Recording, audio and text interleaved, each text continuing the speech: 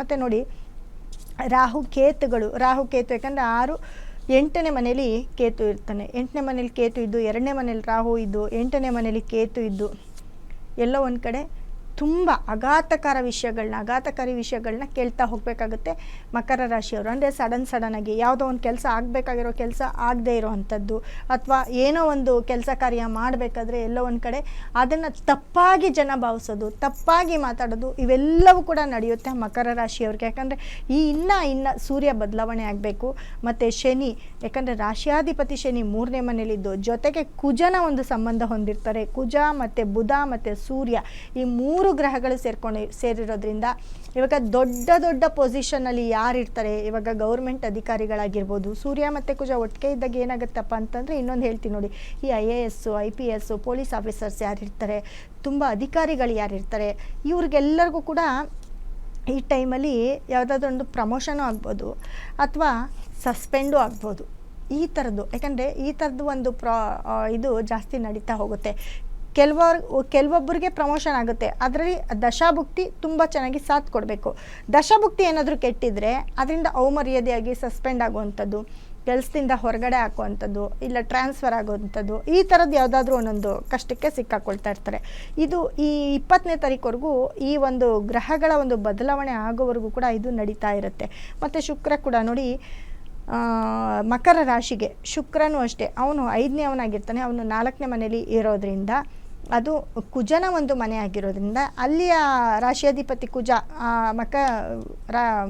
ಮೇಷರಾಶಿಯ ರಾಶಿಯಾಧಿಪತಿ ಕುಜ ಅವನು ಕೂಡ 12ನೇ ಮನೆಗೆ ಬಂದಿರೋದ್ರಿಂದ, ಅಂದರೆ 3ನೇ ಮನೆಗೆ ಬಂದಿರೋದ್ರಿಂದ ಎಲ್ಲೋ ಒಂದು ಕಡೆ ಮನೇಲಿ ಹೆಣ್ಮಕ್ಳಿಗೆ ತೊಂದರೆ ಆಗುವಂಥದ್ದು, ಅಥವಾ ಹೆಣ್ಮಕ್ಳಿಗೆ ಮನಸ್ತಾಪ ಆಗುವಂಥದ್ದು, ಮನೇಲಿ ಒಬ್ಬರನ್ನ ನೋಡಿದ್ರೆ ಒಬ್ಬರು ಆಗೋದಿಲ್ಲ, ಈ ಥರದೊಂದು ಪ್ರಾಬ್ಲಮಲ್ಲೆಲ್ಲ ಸಿಕ್ಕಾಕೊಳ್ತೀರಾ ಮಕರ ರಾಶಿಯವರು. ಒಟ್ಟಾರೆ ಮಕರ ರಾಶಿಯವರಿಗೆ ತುಂಬ ಟೈಮು ಕೆಟ್ಟಿದೆ. ಆ ಕೆಟ್ಟಿರೋ ಟೈಮ್ನ ನೀವು ಪರಿಹಾರ ಮಾಡ್ಕೋಬೇಕಾಗತ್ತೆ. ಪರಿಹಾರ ಮಾಡಿಕೊಂಡು ಎಲ್ಲ ಒಂದು ಕಡೆ ನಿಮ್ಮ ಮನಸ್ಸಿಗೆ ನೀವು ಸಮಾಧಾನ ಮಾಡ್ಕೊಳ್ಬೇಕಾಗುತ್ತೆ. ಇಲ್ಲ 3ನೇ ಮನೇಲಿ ಯಾರಾದರೂ ಫ್ರೆಂಡ್ಸ್ ಆಗಿರ್ಬೋದು, ಅಥವಾ ನಿಮ್ಮ ತುಂಬ ಹಳೆ ಯಾರಾದರೂ ಫ್ರೆಂಡ್ಸು ಹೊಸದಾಗಿ ಬರೋದಾಗಿರ್ಬೋದು, ಅವ್ರು ಬಂದಾಗ ನಿಮ್ಮ ಕುಟುಂಬದಲ್ಲಿ ಬಿರುಕು ಉಂಟಾಗೋದಾಗಿರ್ಬೋದು, ಇವೆಲ್ಲವೂ ನಡೀತಾ ಇದೆ. ಹೆಣ್ಮಕ್ಳಾಗಿರ್ಬೋದು ಗಂಡು ಮಕ್ಕಳಾಗಿರ್ಬೋದು. ಈ 1 ತಿಂಗಳಲ್ಲಿ ಮಕರ ರಾಶಿಯವ್ರಿಗೆ ತುಂಬ ಟೈಮ್ ಕೆಟ್ಟಿದೆ. ತುಂಬ ಟೈಮ್ ಕೆಟ್ಟಿರೋದನ್ನ ನೀವು ಸರಿ ಮಾಡ್ಕೊಳ್ಬೇಕಾಗುತ್ತೆ. ಇಲ್ಲಾಂದರೆ ಕೆಲವೊಂದು ಮಾತಿಗೆ ಕೆಲವೊಂದು ನಿಂದನೆಗಳಿಗೆ ಒಳಪಡಬೇಕಾಗತ್ತೆ ಮಕರ ರಾಶಿಯವರು. ಮೇಡಮ್, ಹಾಗೆ ಅದೇ ರೀತಿಯಾಗಿ ಈ ರಾಶಿಯವರಿಗೆ ಸ್ನೇಹಿತರಿಂದಲೇ ವಿಶ್ವಾಸ ದ್ರೋಹ ಅನ್ನೋದು ಗೊತ್ತಾಗ್ತಾ ಇದೆ. ಅದು ಹೇಗೆ, ಯಾವ ರೀತಿಯಾಗಿ ಗೊತ್ತಾಗುತ್ತೆ? ಸ್ನೇಹಿತರಿಂದ ಅಂತಂದ್ರೆ ನೋಡಿ, 3ನೇ ಮನೆ ಅಂತಂದ್ರೆ ಫ್ರೆಂಡ್ಸು, ಅಣ್ಣ ತಮ್ಮ ಅಕ್ಕ ತಂಗಿ ಅಂತ ನಾವು ಹೇಳ್ತೀವಿ 3ನೇ ಮನೆ ಅಂತ ಬಂದಾಗ.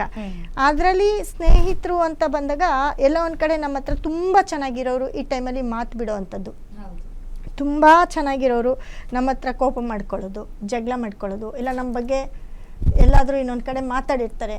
ನಾವೇನಾದರೂ ಯಾವಾಗಲೂ ಒಂದು ಮಾತು ಹೇಳಿರ್ತೀವಿ, ಅದನ್ನ ಎಲ್ಲೋ ಒಂದು ಕಡೆ ಮಾತಾಡಿದಾಗ ಅದು ನಮ್ಮ ಕಿವಿಗೆ ಬೀಳೋದು, ಇದು ಹರ್ಟ್ ಆಗೋದು, ಒಬ್ರಿಗೊಬ್ರು ಕೇಳೋದು, ಇದು ಕ್ರ್ಯಾಶ್ ಆಗೋದು, ಇಲ್ಲ ಒಳಗಡೆನೆ ಈಗೋ ಸ್ಟಾರ್ಟ್ ಆಗೋದು, ಇದೆಲ್ಲವೂ ಕೂಡ ಆಗುತ್ತೆ. ಏನಪ್ಪ ಕಾರಣ ಅಂತ ಅಂದರೆ, ಯಾಕಂದರೆ ಮಕರ ರಾಶಿಯ ಅಧಿಪತಿ ಶನಿ ಆಗಿರ್ತಾನೆ. ಶನಿ ಹೋಗಿ 3ನೇ ಮನೇಲಿದ್ದಾನೆ, ಜೊತೆಗೆ ಸೂರ್ಯ ಶನಿ ಒಟ್ಟಿಗೆ ಸೇರಿದಾಗ ಪ್ರಪಂಚನೇ ಅಲ್ಲೋಲ ಕಲ್ಲೋಲ ಆಗ್ತಿದೆ.